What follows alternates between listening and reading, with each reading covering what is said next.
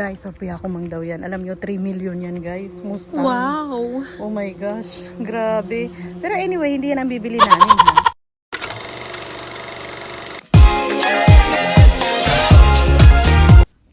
Scan to subscribe! Hey guys, this is Lou Abaring and welcome to my vlog. And for today's video, ay pupunta kami ng Chiba para tumingin ng medyo magandang klase ng kuruma. Medyo tipid sa gas. Kung makahanap kami ng Toyota Prius, even 5-seater or 7-seater, kung ano lang yung available. Let's go guys. Yan, aking asawa. Hi guys.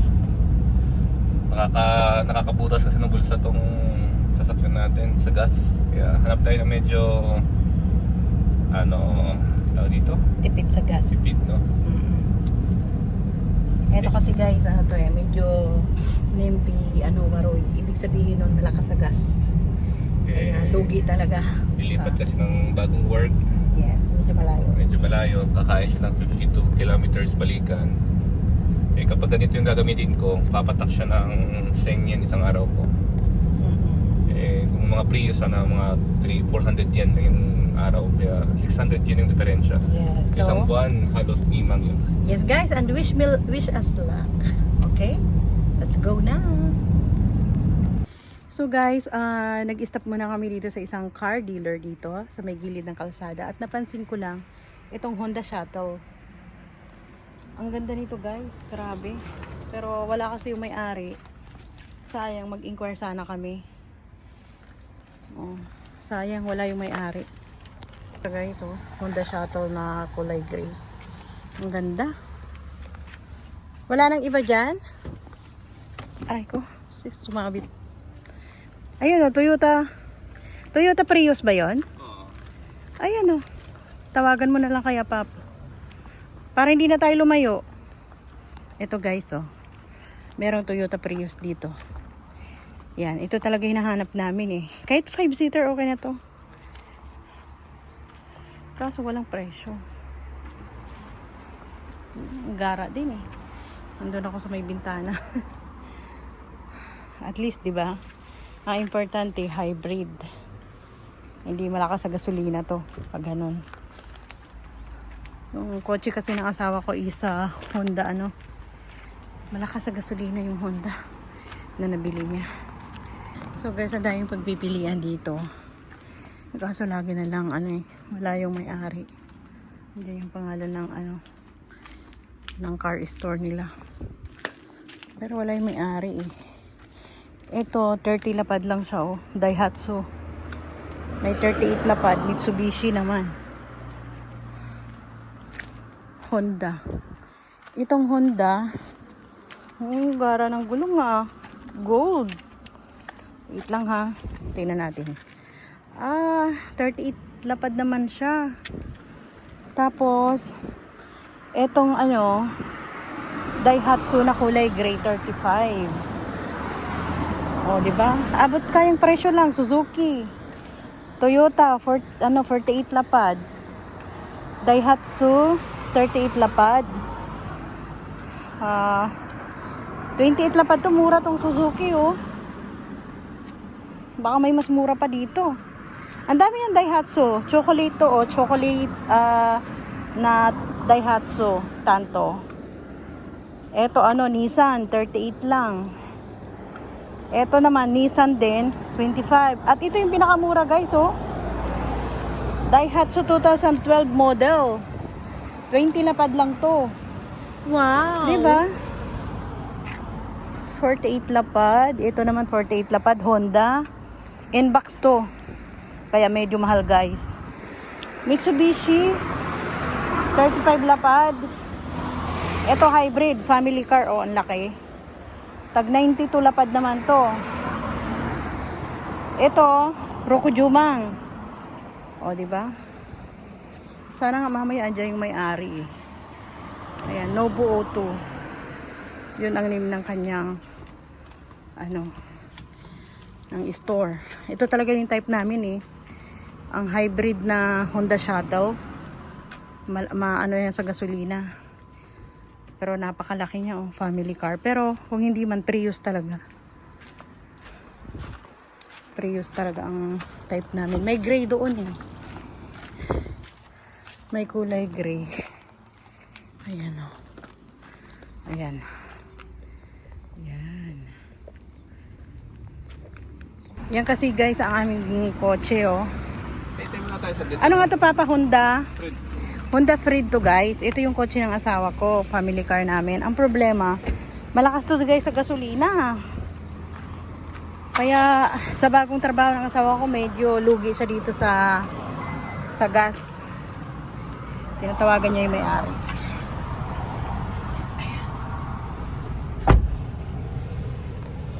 Nandiyan nag-uusap na sila ng may-ari guys.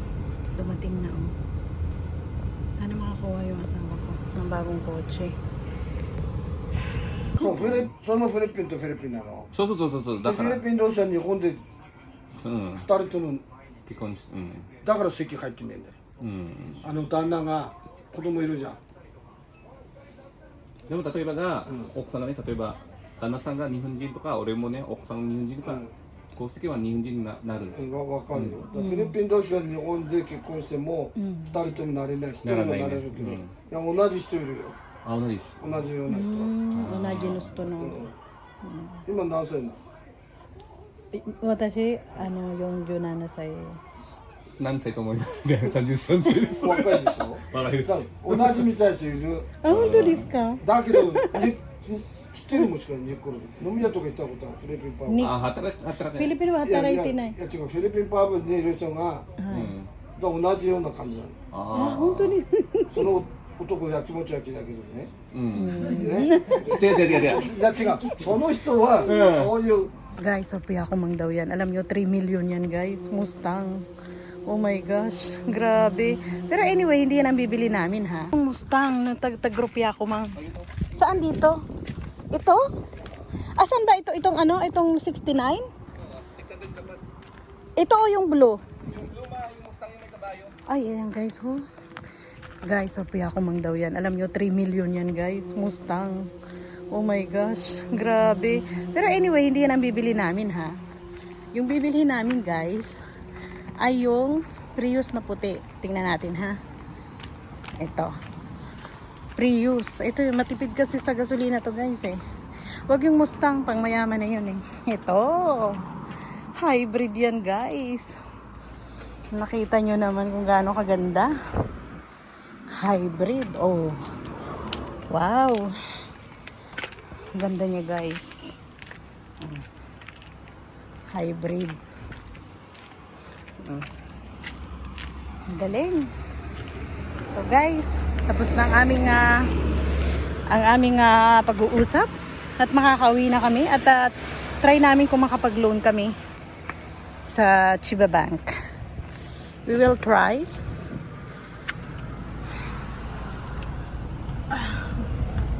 Bali, pag nakuha mo yun, 85 na lang. Medyo mahal na. Ganun din naman ang presyo sa Chiba eh. Hindi na mas 15 minutes later. Dito na yung aming order. Parang ang sarap nito. Patingin. Wow. Healthy. Sa'yo to Papa ha? healthy. Hindi nga healthy. Sa akin cola. Thank you. Pag-video ka mag kumakain.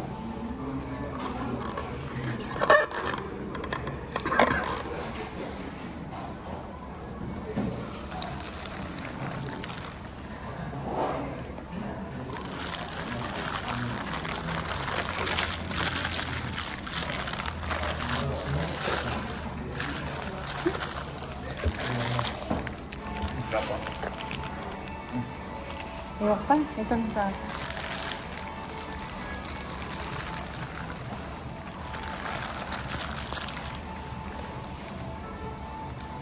Nagutom kasi kami guys. Ang sarap itong nugget. Paborito ko eh. Paborito ko itong nuggets. So, diba?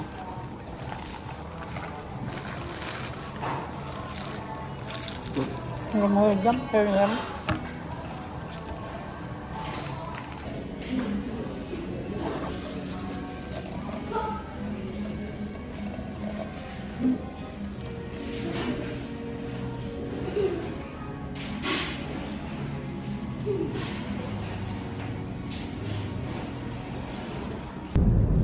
guys, galing na nga kami doon sa isang tindahan ng mga kotse.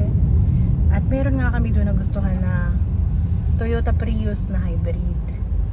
Pero medyo pricey. Kaya pag-iisipan namin kung bibili namin yon, ilo-loan, or titingin na lang ulit kami sa mga ibang store na medyo mag-offer ng medyo mababang presyo na halos pareho lang ang kalidad. Yun. Ganun na lang ang gagawin natin, Pane. Tapos syempre guys, kung mag-loan ka dito kasi guys, auto loan, hindi sa bangko. Ang mahal kasi ng percentage, nasa 15. Eh, malaking pera yung malulugi mo. Sa 5 years lang halos kalahati yung magiging interest mo. Yan guys, yung tindahan nila. Madadaanan natin. Yan ang tindahan nila.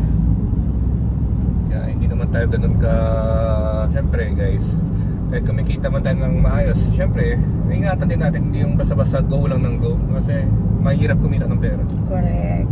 Kaya kung pag-iisipan mabuti, bago muna huwag magpadalos-dalos.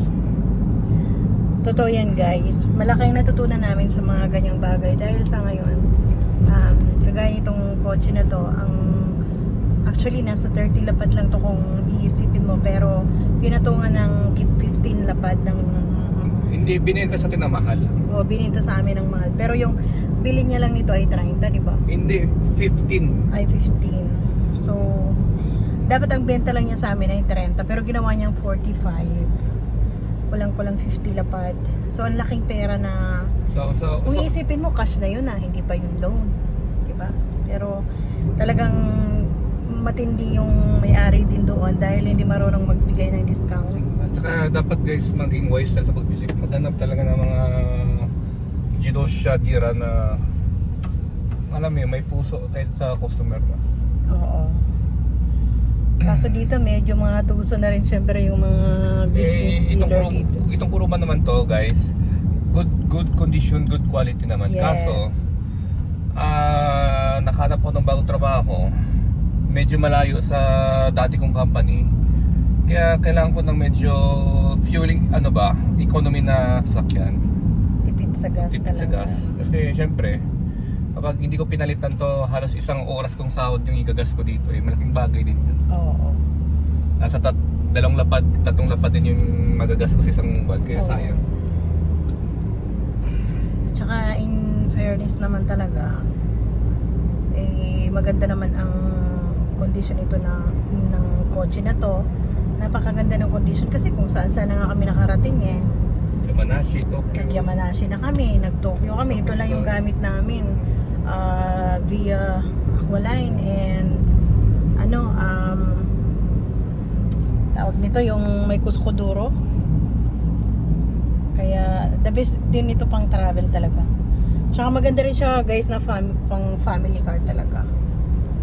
Anyway, hanggang dyan na lang ang aming video and see you on our next vlog. Bye guys. Stop.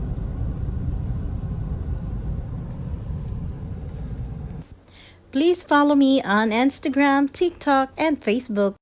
If you are new in this channel, please don't forget to subscribe so that you are updated to our next videos. To those who wish to get a shout out from our video, please comment down below.